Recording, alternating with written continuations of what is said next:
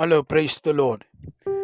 இந்த நாளிலே நாம் தென்கொரியா தேசத்திலே தேவனுக்காய் வல்லமையாய் பயன்படுத்தப்பட்ட பாஸ்டர் பால் யங்குச்சோவை குறித்து ஒரு சில வார்த்தைகள். தன்னுடைய வாலிப பருவத்திலே டிபி வியாதினாலே பாதிக்கப்பட்டு he was in a severe tuberculosis disease.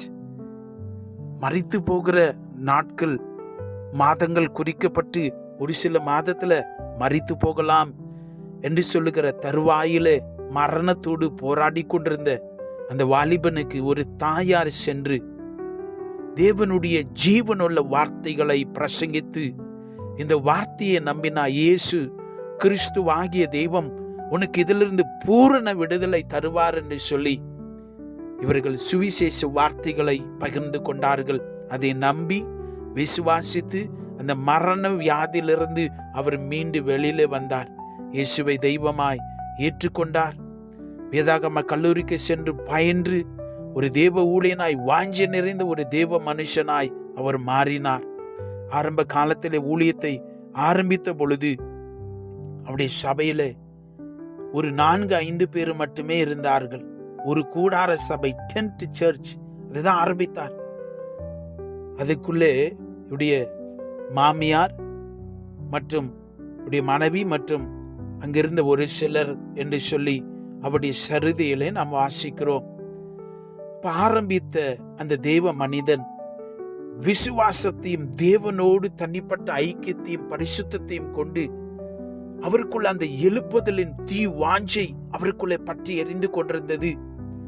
அந்த ஜீவனுள்ள வார்த்தையின் அன்பை சொல்ல வேண்டும், பிரசங்கிக்க வேண்டும் என்று சொல்லுகிற அந்த தாகம் அந்த கூடார சபையில, இந்த டென்ட் சர்ச் 3 வருஷத்துக்குள்ளே அது 400 பேராய் அது மாறினார்களாம். அல்லேலூயா.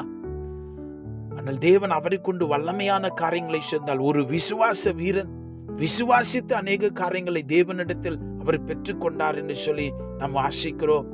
ஒரு முறை அவருக்கு டேபிள் வேண்டுமா இருந்ததாம். டேபிள் கூட இல்லாத இருந்த நிலைமையில அப்ப ஜெபம் பண்ணி கொண்டே இருந்தாராம். ரொம்ப நாளா டேபிள் கிடைக்கவே இல்லையா. ஒரு நாள் கேட்டாராம், ஏசப்பா நான் ஜெபம் பண்ணிக்கிட்டே இருக்கிறேனே, ஜெபத்து கேட்கலையா நீங்க, எனக்கு ஒரு டேபிள் கூட கிடைக்கலையா என்று சொல்லி. அப்ப தேவனுடைய மனதிலே சொன்னாரா, நீ டேபிள் வேணும்னு கேட்கறது எனக்கு தெரியும், ஆனா எந்த அளவில் இருக்கணும், எந்த மாதிரி இருக்கணும் நீ கேட்கலையா அப்படின்னு சொன்னாராம். இவர் அப்ப ஜெபம் பண்ணார், எனக்கு இந்த மாதிரி ஒரு டிசைன் மாடல் உள்ள டேபிள் இந்த மாதிரி எல்லாம் இருக்கணும்னு சொல்லி, இந்த சைஸ்ல அளவில் இருக்கணும் என்று சொல்லி ஜெபத்தில் வைத்தாராம். ஆச்சரியப்படும் விதமாய் அதை போலவே அதே மாதிரி இவருக்கு அந்த டேபிள் எல்லாம் கிடைத்ததாம். எனக்கு அன்பான தேவனுடைய பிள்ளைகளே, அந்த விசுவாச வாஞ்சை, வைராக்கியம், அந்த கர்த்தருடைய அக்கினி இவருக்குள்ளே பற்றி எரிந்தபடினாலே அந்த அடங்காத தாகம், ஆத்தும ஆதாயம் பண்ண வேண்டும், கர்த்தரை சுமந்து செல்ல வேண்டும்.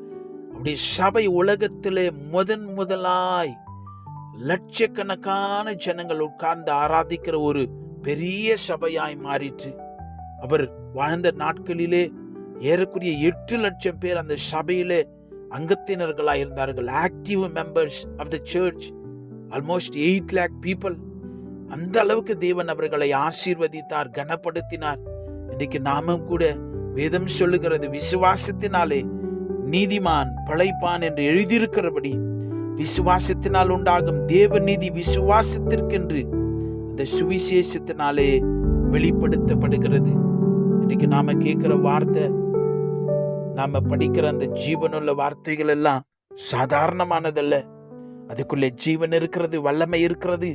விசுவாசத்தினாலே நம்முடைய தகப்பனாகிய தேவனை, நம்முடைய குமாரனாகிய இயேசுவை நமக்குள்ளே வல்லமையாய் கிரிகை செய்கிற பரிசுத்த ஆவியானவரை தழுவி கொள்ளுங்கள்.